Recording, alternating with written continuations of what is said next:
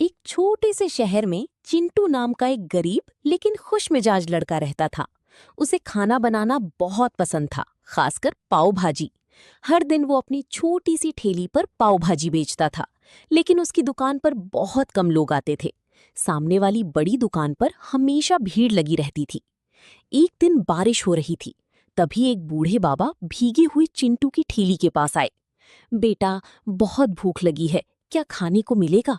बाबा ने पूछा। चिंटू मुस्कुराया और बोला, बाबा, पैसे की चिंता मत करो, मैं अभी गर्मा गर्म पाव भाजी बनाता हूँ।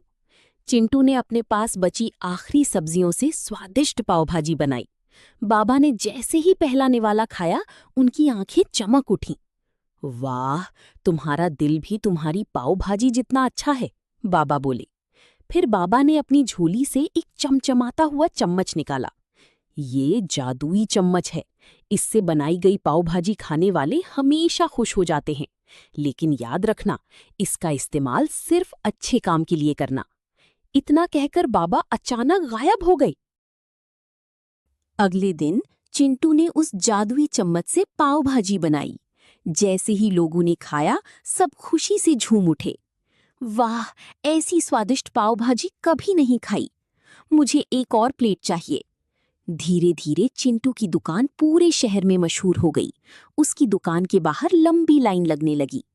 लेकिन पास की बड़ी दुकान का मालिक मोटू सेठ जलने लगा। इस छोटे लड़की की दुकान पर इतनी भीड़ कैसे?